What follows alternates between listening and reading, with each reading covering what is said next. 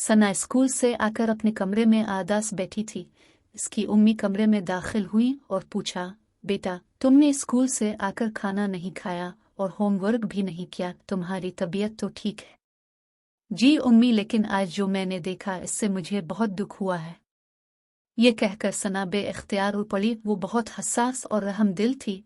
इसकी उम्मी परेशान होकर कहने लगी, बेटा क्या बात है, मुझे बताओ। उम्मी, हमारे दूसरे सेक्शन की एक लड़की फजला है, इसको आज टीचर ने क्लास से निकाल दिया क्योंकि इसके पास मतलूबा किताब नहीं थी। वो रोज़ाना यही कहती थी कि मेरी किताब घर रह गई है, कल लेकर आऊंगी, लेकिन दर हकीकत इसके पास किताब नहीं है। जो है वो भी खस्ता हालत में है। वो रोज़ाना लड़कियों से किताब मांग कर सारा काम करती है, लेकिन आज जब किताबें चेक की गई तो इसके पास से 2 खस्ता हाल किताबों के कुछ न था, जिस पर टीचर ने इसको क्लास से निकाल दिया। इसके साथ बैठने वाली लड़की ने बताया कि वो बहुत गरीब है, शाम को छोटे बच्चों को ट्यूशन पढ़ाती है ताकि घर का गुजारा हो सके। इसके वालिद का भी इंतकाल हो गया है, बीमार माँ है। उम्मी, मुझे ये सब सुनकर बहुत अफसोस हुआ कि हम अपनी जिंदगी में कितने मगन रहते हैं कि हमें दूसरों के हालात का पता तक नहीं होता। सना की उम्मी ने कहा, बेटा हमसे जितना हो सका हम उसकी ज़रूर मदद करेंगे, इसको किताबें भी लेकर देंगे। अब परेशान ना हो, बल्कि तमाम दोस्त मिलकर अपनी प्रिंसिपल साहिबा के पास जाओ और उन्हें बताओ कि वो मुस्तकिल इसके लिए वजीफ़े का इंतज़ाम करें।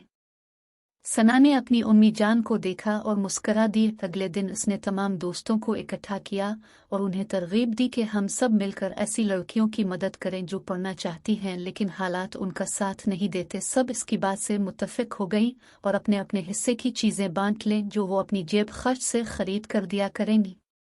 इसके बाद वो प्रिंसिपल साहिबा के पास गई, उन्हें अपने प्रोग्राम से आगाह किया। प्रिंसिपल ये सुनकर बहुत खुश हुई। उन्होंने बाकायदा एक फलाही तंजीम बनाई और सना को इसका सदर मुंतखब कर दिया। इसने बहुत खुशी से ये जिम्मेदारी और पूरी करने का वादा किया। फिर वो ईमानदारी से हर हफ्ते तमाम मेंबरान की मौजूदगी में एक मुस्तहिक लड़की को वजीफा दिया जाता।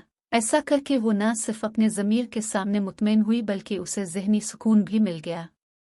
बच्चों, आप भी अपने इर्द गिर्द ऐसे बच्चों को देखें जो पढ़ लिख कर कुछ बनना चाहते हैं लेकिन गुर्बत उनके आड़े आ जाती है। हो सकता है आपकी वजह से किसी की जिंदगी बदल जाए। कोशिश करने में कोई हर्ज नहीं, अब भी एक बार कोशिश जरूर करें।